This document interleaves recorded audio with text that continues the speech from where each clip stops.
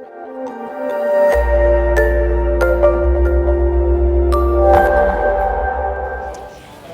it's Janette here from Janette's TV. I'm at the Elevate Tech Conference in Toronto. And what a conference this is. 4 days of incredible learning, all kinds of very high influencers in the digital and tech industries, from fashion to food and everything in between. Investments, health. We have so much great coverage coming at you. Please stay with us. Now, I love the fact that we're talking about moonshots. I love big ideas, bold bets, inspiring action, collective challenges.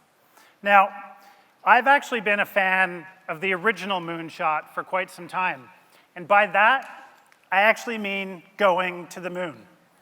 Like a lot of kids, I was obsessed with the space program. I was the kid with a collection of mission patches and the one who got our family to detour to Cape Canaveral on a trip to Disney World. That was my magic kingdom. And still, as an adult, the lunar voyage inspires me. Now, not just the journey, but the spirit that got us there. The original moonshot was driven by competition, but it was more than that. We were driven by curiosity, ambition, daring, imagination. As President Kennedy said in his famous speech on the moon mission at Rice University, humanity, in its quest for knowledge and progress, is determined and cannot be deterred. Now, of course, when I think about Apollo, I also think about what came next, or rather, what didn't. After Apollo 11, we tried to land on the moon 7 times. We made it 6 times, but after 1972, we never tried again.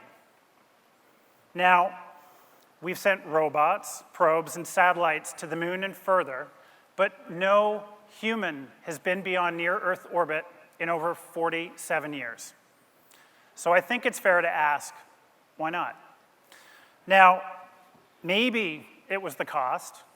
As Commander Chris Hadfield said earlier, maybe it was the fact there were more pressing needs back on Earth. Or maybe it was the politics. The space race had a finish line, and the moon was it. Now, what I do know is this: public enthusiasm for space travel faded. We all watched as space became a more dangerous place. I actually remember when the Strategic Missile Defense Initiative threatened to bring nuclear arms race into outer space.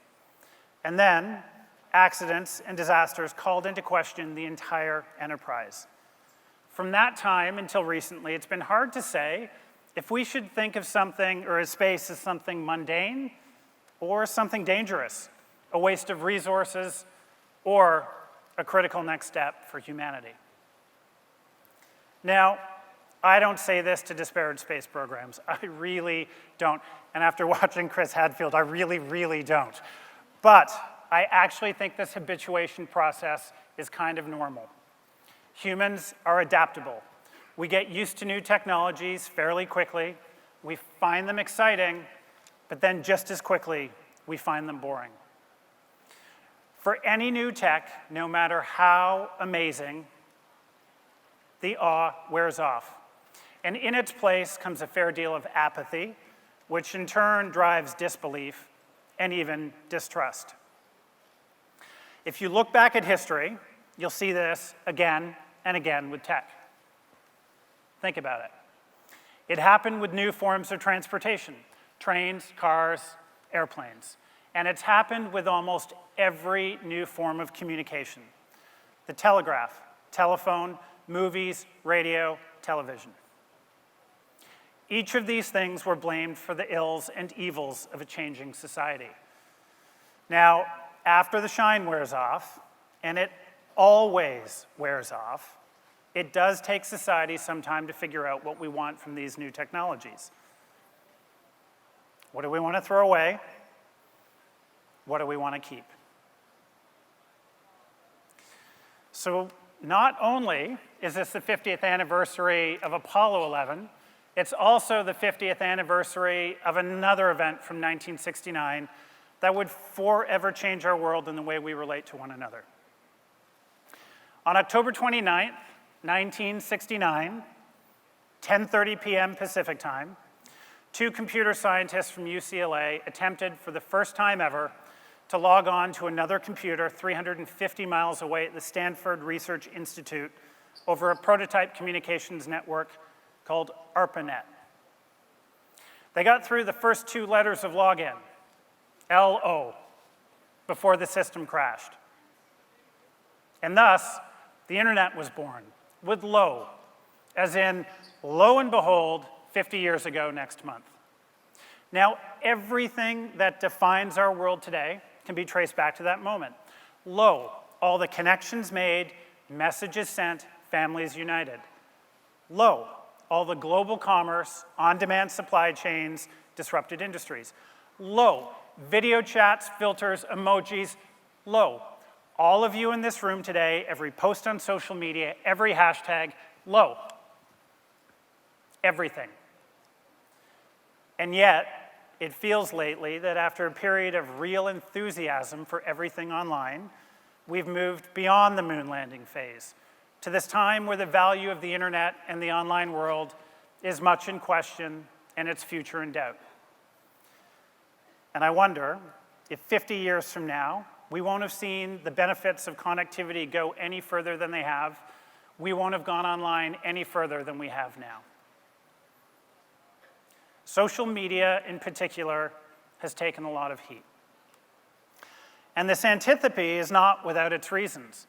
In just the last few years alone, we've seen the internet play host to election interference by havoc-minded hostile actors, terrorist content, misinformation, and cyberbullying, all of which have had an uncertain outcome on everyone's mental health. Now, looking back over the past few years from somebody inside a tech company, I do think it's fair to say we did not see all of this coming. Whether that's because we were too myopic or too optimistic, I'm not sure. Maybe it was a little bit of both. We focused for years on building tools that allowed people to connect with one another. Now, we often measure our impact by counting countable things like user stats, but we have no metrics for measuring how many families were reunited, how many friendships kept alive, how many people were inspired to start a business. We hired some of the most talented engineers in the world and asked them to create new ways for people to feel closer to one another, and we continue to do that through augmented and virtual realities as we speak.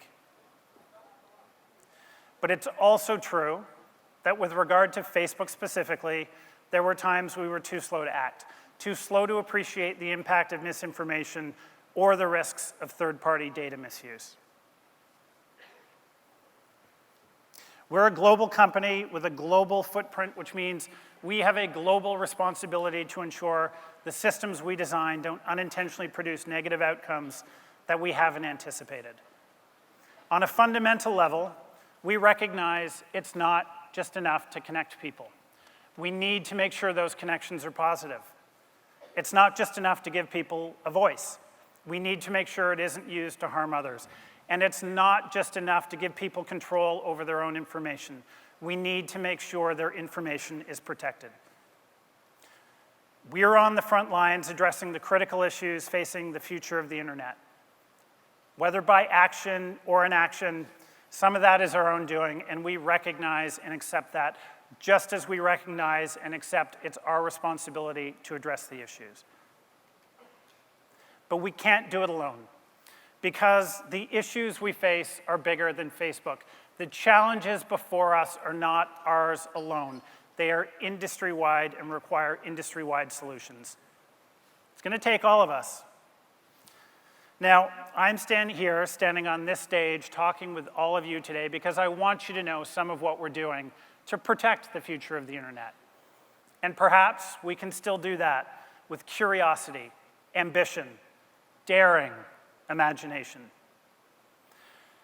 I'd like to go over a few ways we're working on data privacy, elections integrity, and mental health, and then offer up some new ways in which we're working to pave a path forward for all of us. But let's start with data privacy. As I said before, we began by shifting our understanding of responsibility from a neutral to an active position. We've aggressively grown the size of our teams working on data and security, and let me put that in perspective. We now have over 30,000 people working to address the issue. We've worked to give people more control, including control of their data. Last year, we rolled out GDPR-style capabilities around the world, and we're rolling out new tools that make it easier for people to manage and access their own personal information. But importantly, we've become more transparent. People should understand how we think about privacy and have the ability to hold us accountable. Now, another topic that's deeply personal to me is mental health and well-being. I have 3 kids, 16-year-old, 12-year-old, and a 10-year-old. And I am deeply concerned about the impact of tech and social media on their health and that of their generation. With cyberbullying in particular, which has unfortunately hit my home, we want to lead the industry in this fight. We've built out extensive anti-bullying tools on Facebook and Instagram. We use AI to flag harmful comments before they're posted. And we've launched a bullying prevention hub for teens, adults, and educators that we launched in partnership with the Yale Center for Emotional Intelligence. Thank you. And since we're less than a month away from the federal election, let's talk a little bit about what we're doing to protect our elections. So we began this journey 2 years ago with the Canadian Elections Integrity Initiative, which is really a suite of election-related efforts, and we continue to make investments in those areas. We're tackling the spread of misinformation by hiring third-party fact-checkers to review and rate the accuracy of content on Facebook, and we're making it easier for people to see more information about their ads they're seeing through our ads library. Look, we've been on our back foot, but we're now leading the pack, learning from elections around the world, yet maintaining a distinctly Canadian lens. So, we may not have gone back to the moon after 1972, but that's not to say there was no progress in space. It just looked different. We've just heard from one of the pioneers of human space travel, and now I'm going to add rock star to that, Commander Chris Hadfield. There was the shuttle, the Mir, the International Space Station. There have been countless rovers and probes that we've sent into space on our behalf, and now private companies are pushing the boundaries, pushing the envelope, launching new rockets, and finding new ways for us to go deeper into space and even Mars. I think it's fair to say we're in the next era of space exploration. As for tech itself, I remain an optimist, and I do believe there will be a next era of the internet. The World Economic Forum calls this moment we're living in the 4th industrial revolution. First was water and steam, second electricity, third IT, and the 4th is the revolution of all 3 made possible by AI, robotics, 3D printing, nanotech, biotech, and quantum computing. And they make the point. Like the Industrial Revolution, we need to be prepared for the impact of technology on society. Technology is a tool. It's a bigger and better hammer. Now, what we choose to build with that hammer is up to us. We didn't know it at the time, but 15 years ago, Facebook changed the world. And when I think about our next moonshots, it's clear to me our eyes are to the sky, like they were 15 years ago, and we're still focused on people and on helping build community. We're reaching for significance, not success, by putting people first, empowering people, not us, nor anyone else. In fact, I would argue we're really just beginning to see the benefits of greater global connectivity. When you consider the 2.7 billion people who connect across our family of apps, what we're really seeing is people's voices carry with greater reach and resonance than ever before. This has also created an unprecedented opportunity for entrepreneurs and small businesses to drive sustainable growth for both their business and local economies, which is one of the pillars of the United Nations Economic Sustainable Goals. Look, it used to be big businesses were the only ones to benefit from scale. But now, for the first time in history, technology has enabled small businesses to meaningfully compete with larger brands on a much more level playing field. So whether you're an entrepreneur in South Korea, like Sun Kwong Wan, a mom of 3 who built her business from the ground up entirely on Instagram, now employing over 675 people, most of which who are women, or you're a multi-generational small business in Oshawa looking to export internationally for the first time through Facebook, you have the power to pursue your goals in a way that simply did not exist before. At its core, there's no better way to change the economic landscape of a family or of a community than by giving somebody an income. So yes, this kind of economy where small businesses, the backbone of local economies, can thrive alongside the big players, is in the end better for everyone. As we know, a diverse economy is a stronger economy, is a more resilient economy. And speaking of creating a more level playing field, of the 7 billion people on Earth today, 1.7 billion are still unbanked and simply cannot be left behind. Even for many of those that do have access to financial systems, remittances and payments are often both slow and cripplingly expensive. We're addressing this global challenge head-on, along with 27 other members of the Libra Association, which is made up of businesses, nonprofits, and academic institutions from around the world.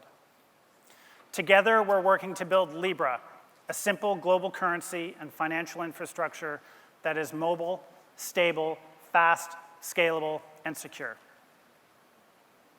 With a commitment to consumer privacy and protection, we're also working to build a digital wallet called Calibra, which we hope will increase access to these new currencies. Ultimately, we believe these opportunities have the power to unlock billions of dollars in economic growth in parts of the world where it's needed most. So I have one final thought. It's not very well known today, but in 1963, President Kennedy floated the idea of a joint moon landing, with the Americans and Russians working together. Okay, so we know that never happened, but it is fascinating to wonder, what if it had? What if the space race wasn't a race at all? Perhaps there would have been no finish line. As he stepped onto the lunar module for the last time, Gene Cernan, the last person to walk on the moon, said a few words which act as a corollary to Neil Armstrong's. He said, "We leave as we came, and God willing, we shall return with peace and hope for all mankind." Now, his words remind me that as the tech industry continues to build the tools and the platforms that empower people around the world to communicate, to participate in commerce, to laugh with friends, to talk with loved ones, we're going to need to do this together for all humankind. Because the issues we face are the issues we all face in this room and outside it. They're bigger than any one company or industry or even country. They're not a reason to slow down or halt innovation, but they are a collective call to action to build a better future for everyone, for my kids and for yours. And perhaps one day we can say, low, global connectivity, low, thriving democracies, low, financial inclusion, low, the internet for all humankind. Thank you.